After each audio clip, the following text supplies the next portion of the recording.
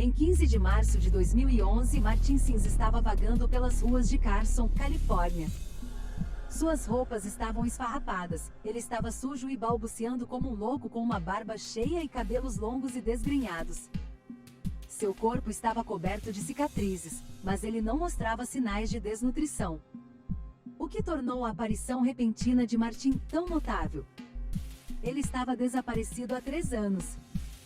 Quando foi entrevistado pela polícia, eles perguntaram onde ele havia estado todo esse tempo. Eles não podiam acreditar em sua resposta. Ele havia ficado preso em uma IKEA desde 2008. Mas esta não era uma IKEA comum, era uma anomalia perigosa que viria a ser conhecida como SCP-3008. As respostas estranhas de Martin em sua entrevista foram ridicularizadas pelos oficiais que o entrevistaram, que presumiram que ele estava louco ou sob a influência de algo. Mas chamaram a atenção de um agente de campo da Fundação SCP embutido no distrito. O relatório foi passado para um diretor de site local, que aprovou um destacamento de operativos de campo da Fundação para investigar o caso de Martin. Enquanto ele relutava em levar os agentes da Fundação de volta à IKEA ofensiva, a Fundação pode ser extremamente persuasiva. Seus gritos de "por favor, eu imploro, não me leve de volta, não me faça voltar", foram anotados, mas finalmente desconsiderados. Quando a Fundação SCP triangulou a posição do SCP-3008, que era realmente uma IKEA ativa, toda a zona comercial foi fechada e barricada sob o pretexto de uma infestação grave de mofo preto. Pessoal armado da Fundação também chegou ao local pouco depois, com base nas declarações vagas de Martin de que havia criaturas de algum tipo lá dentro. Devido ao seu estado mental deteriorado, Martin foi incapaz de fornecer muita informação lúcida sobre as características específicas do SCP-3008, mas uma frase que ele repetia era "maior por dentro". Assim que os pesquisadores ficaram satisfeitos por Martin ter entregue todas as informações pertinentes que podia, ele recebeu amnésicos da Fundação para apagar sua memória dos últimos 3 anos e foi devolvido à sua família. Uma história foi formulada. Martin havia sido sequestrado e abusado por 3 anos por um perseguidor mentalmente desequilibrado no centro de Carson. Ele conseguiu escapar quando o referido perseguidor tirou a própria vida por culpa. Um suicídio que a Fundação habilmente fabricou para tornar sua história coberta à prova d'água. Com o fim solto do caso Martin Sims resolvido, a verdadeira observação do SCP-3008 pôde começar. Uma base estabelecida ao redor do perímetro da misteriosa IKEA mantinha uma vigilância 24 horas sobre o prédio, cobrindo todas as entradas e saídas potenciais. Nenhuma missão exploratória havia sido ainda aprovada pelo Comitê de Ética da Fundação, então eles primeiro queriam realizar uma semana de observação externa para ver se alguma das propriedades anômalas da loja se estendia além dos limites do prédio. Depois de uma semana sem nada, parecia que não se estendiam. Um diretor de site local aprovou o uso de 20 pessoal classe D descartável para explorar o interior do SCP-3008. Os operativos classe D seriam divididos em 4 esquadrões de 5 homens, Esquadrão Alpha, Bravo, Charlie e Delta. Cada um seria atribuído a um quadrante diferente da loja e entregaria informações à equipe de controle no local através de um link ao vivo de áudio e vídeo. 3 das 4 equipes, ao entrar na loja, não relataram nada fora do comum. Nem o áudio nem o vídeo que eles estavam enviando indicavam algo diferente de uma loja IKEA padrão, desde os guarda-roupas embalados até as almofadeiras suecas. No entanto, a equipe Delta de repente começou a experimentar uma conexão de áudio e vídeo embaralhada. Pouco depois, a comunicação com a equipe Delta caiu completamente. Eles desapareceram em algum lugar dentro da loja e não foram vistos desde então, com uma exceção notável. Após o desaparecimento das equipes de extração, os pesquisadores da Fundação classificaram o SCP-3008 como Euclid, porque suas propriedades anômalas estavam pelo menos confinadas ao interior da loja. E mesmo assim, aparentemente não todo o interior. A área anômala dentro do SCP-3008 ficou conhecida como SCP-3008-1 e o confinamento parecia ser 100% seguro. Não havia como saber quantas pessoas já haviam desaparecido na loja ao longo dos anos, mas os desaparecimentos precisavam ser interrompidos. A Fundação manteve vigilância constante ao redor do perímetro do SCP-3008, mas parecia que eles poderiam evitar mais incidentes, simplesmente impedindo que outros civis acessassem a loja IKEA. Os delírios de Martin sobre monstros foram considerados apenas produto de delírio. Até que um membro sobrevivente da equipe Delta reapareceu repentinamente. A data era 3 de novembro de 2011. Era uma noite fria, algumas horas depois do que teria sido o horário de fechamento se a loja ainda estivesse ativa e 7 meses após as equipes de extração terem desaparecido em algum lugar, nos limites do SCP-3008. Não houve atividade anômala fora da loja desde que o perímetro foi inicialmente protegido, e os pesquisadores da Fundação não esperavam que isso mudasse, até que o último membro sobrevivente da equipe Delta saiu correndo da entrada da loja. Operativos de campo surpresos ficaram espantados ao vê-lo novamente, mas ficaram ainda mais espantados ao ver o que estava seguindo para fora da loja, repetindo a mesma frase: "A loja está agora fechada, por favor saia do prédio." Apesar do fato de que a entidade perseguindo o sobrevivente da equipe Delta estava vestindo a camisa amarela e calça azul de um funcionário da loja IKEA, o ser definitivamente não era humano. Tinha cerca de 7 pés de altura, sem rosto visível. A entidade tinha membros extremamente alongados, cada braço tinha cerca de 5 ou 6 pés de comprimento e terminava em uma mão enorme e desproporcional. Todo o processo foi tão repentino que os agentes de campo presentes no perímetro não conseguiram salvar o sobrevivente da equipe Delta, já que a entidade estendeu seus braços estranhamente longos, agarrou-o e torceu sua cabeça como uma criança com uma boneca. Os operativos de campo presentes sacaram suas armas e encheram a entidade com balas. Mais tarde seria classificado como SCP-3008-2. O ser parecia colapsar e morrer pelo trauma físico, momento em que tanto ele quanto o corpo do ex-sobrevivente da equipe Delta foram levados para autópsia pelos pesquisadores da Fundação. Não havia anormalidades biológicas no corpo do sobrevivente da equipe Delta, então não parecia que as propriedades anômalas do SCP-3008 tivessem qualquer efeito na fisiologia de seus ocupantes.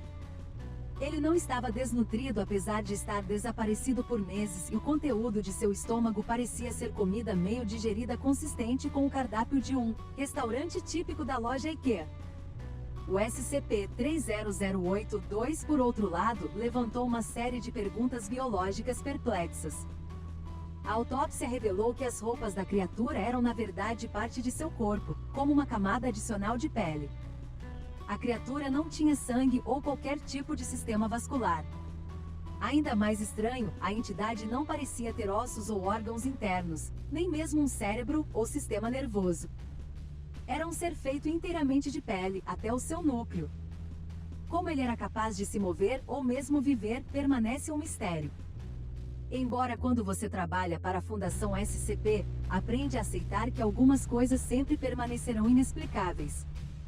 Uma coisa era certa, porém, Martin Sims estava certo sobre seus monstros. Após o incidente com a equipe Delta, a Fundação considerou que enviar explorações tripuladas para o coração do SCP-3008 era um risco muito grande e planejou uma série de missões de reconhecimento baseadas em drones na anomalia. O primeiro desses drones experimentou problemas de conexão e falhou ao tentar se aventurar na zona anômala da IKEA. No entanto, após um longo período de tentativa e erro, a Fundação conseguiu estabelecer uma conexão mais segura com seus drones, mesmo quando estavam profundamente na zona anômala SCP-3008-1. Foi só então que algumas das descobertas mais extraordinárias foram feitas. SCP-3008-1 parecia quebrar as leis da realidade espacial, já que a área do interior da IKEA era pelo menos uma ordem de magnitude maior do que seu exterior. Assim como Martin Sims havia dito, era maior por dentro. Mas quanto maior? A Fundação ainda não encontrou evidências de qualquer terminador físico dentro da loja que pudesse indicar que o SCP-3008-1 tem um ponto final. Enquanto uma área de pelo menos 10 km² foi descoberta em SCP-3008-1, ela poderia, em teoria, ser infinita. Testes com telêmetro a laser, normalmente muito confiáveis, só deram resultados inconclusivos. Curiosamente, a área anômala não tem diferenças visuais claras do resto da loja IKEA, exceto que se estende para sempre. Um indivíduo preso dentro dos limites do SCP-3008, ou nem perceberia que havia entrado em uma zona anômala até tentar localizar uma saída e sair, momento em que descobriria que já estava irremediavelmente perdido. A geografia do SCP-3008, pelo menos parece ser consistente, então as pessoas presas dentro são teoricamente capazes de refazer seus passos e escapar se ainda não tivessem se aventurado muito fundo. De acordo com os dados coletados durante as missões de reconhecimento por drone, SCP-3008-2, dos quais parecia haver uma vasta população, vagava pelas lojas sem rumo durante o dia. Eles não respondiam à presença do drone e não pareciam ser agressivos. Enquanto as descrições físicas dessas criaturas podiam variar ligeiramente, todas seguiam a mesma tendência geral: roupas consistentes com uniforme IKEA sem rosto, aparentemente muito alto ou muito baixo e membros desproporcionalmente grandes em relação aos seus corpos. Conforme a Fundação começou a enviar drones mais fundo no SCP-3008, eles encontraram outra descoberta incrível. Havia uma população desconhecida de humanos presos dentro da zona anômala da IKEA e essas pessoas usaram os móveis IKEA ao seu redor para criar assentamentos e cidades inteiras dentro da loja. Havia várias dessas cidades, todas parecendo coabitar pacificamente. Mesmo o pessoal da Fundação achou esse desenvolvimento em sua pesquisa verdadeiramente extraordinário. Desde que o SCP-3008 foi identificado pela primeira vez, houve apenas 14 fugas civis. Alguns haviam sido presos lá dentro por meses, outros haviam estado lá por anos, alguns muito mais do que os 3 anos de Martin.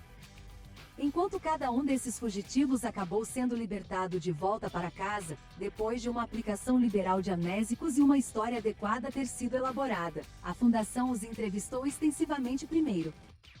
De acordo com esses fugitivos, as pessoas presas dentro da IKEA construíram uma sociedade completamente nova nos vários assentamentos. Contrariando as expectativas de Senhor das Moscas de um grupo de pessoas isoladas e com medo, a imensa cooperação entre os civis presos. A comida nos vários restaurantes IKEA em SCP-3008, misteriosamente se repõe enquanto ninguém está lá, então não há ameaça de fome. E o ligar e desligar automático das luzes forma um tipo de ciclo rudimentar de dia e noite. No entanto, é à noite que as coisas ficam perigosas, pois as entidades SCP-3008-2, conhecidas pelas pessoas dentro como a equipe, tornam-se extremamente hostis depois de escurecer. Hordas agressivas da equipe invadem os assentamentos à noite, repetindo: "A loja está agora fechada, por favor saia do prédio."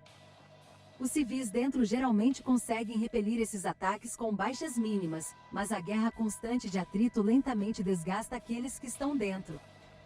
Os corpos das criaturas também precisam ser removidos da área após cada ataque, pois a presença de cadáveres ou mesmo partes de cadáveres tem sido conhecida por aumentar a ferocidade do ataque da próxima noite. Durante o dia, a equipe volta a um estado dócil e não responsivo, embora ainda se defendam violentamente se alguém ousar atacar. Ao longo das entrevistas com os 14 fugitivos, os pesquisadores da Fundação conseguiram responder a outra de suas principais perguntas: como tantas pessoas haviam desaparecido na loja por tanto tempo sem serem notadas? Mas a resposta que receberam apenas levantou muitas outras perguntas inquietantes.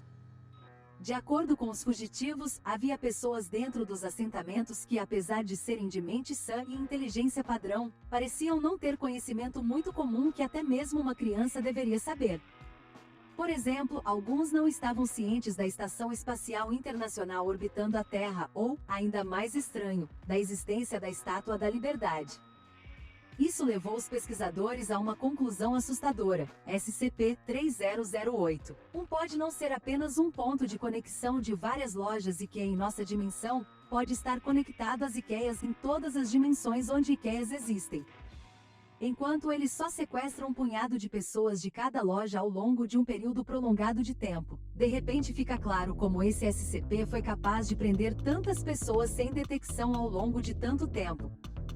O que, por sua vez, levou a uma revelação ainda mais aterrorizante. A Fundação SCP pode não ter o SCP-3008, um tão contido quanto pensava. Ele pode até estar escondido em uma IKEA perto de você, apenas esperando você visitar. Afinal, sempre há espaço para mais um.